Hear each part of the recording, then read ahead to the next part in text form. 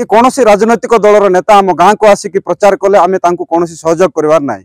तेणुक आम समस्ते एकाठी रही आम अधिकार आम समस्ते गाँव 180 परिवार एकाठी होकर आम लड़ू।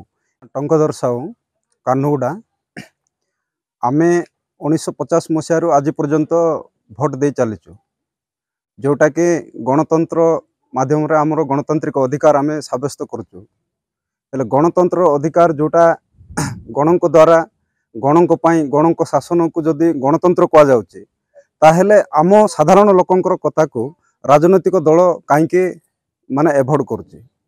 तो आज पर्यंत आमको अनेक प्रकार प्रतिश्रुति देकर आम ठारो बहु मूल्यवान भोट नहीं करे चेयर अधिकार करथिबा राजनैतिक नेता माननको आमे जणाया चाहूँ जे साधारण जनतांकर अधिकार आउ माने दलर साधारण जनतांकर एकतार पावर केते लोकतंत्र।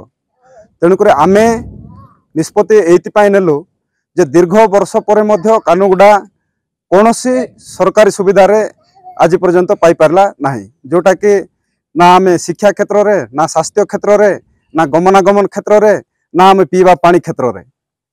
आ दीर्घ वर्ष पर कानुगुड़ा गाँव को राज्य सरकार को द्वारा एक रास्ता पास है जोटा कि कानुगुड़ा ठारो कापुगुड़ा करने परवर्ती समय रे से रास्ता को कानुगुड़ा ठारो कापुगुड़ा रास्ता न करे ताको डाइवर्ट करी करागला।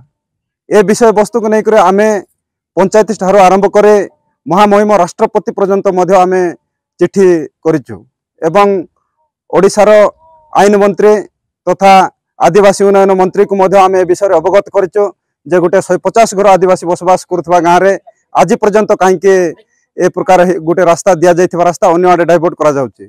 किंतु आमे प्रत्येक राजनैतिक दलर नेतृवृंद को जणाइबा परे मध्य आज पर्यंत कौन सी राजनैतिक दलर नेता आम पाई दरदे ना, उल्टा आमको कहते जे कानुगुड़ा लोक गाँव को रास्ता आवाक देना।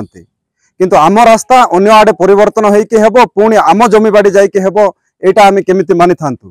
तापर आम समस्त मन रे गोटे खपा सृष्टि है कि कौन सी राजनैतिक दल आम पाई प्रकृत में दरदी नुहंते आमे उलटी से आमे निज निज साई भाई निज भाईचारा को नष्ट करी आमे मो दल को जितबार अच्छे बोले आमे निज संपर्क को एपट सेपट करुचु।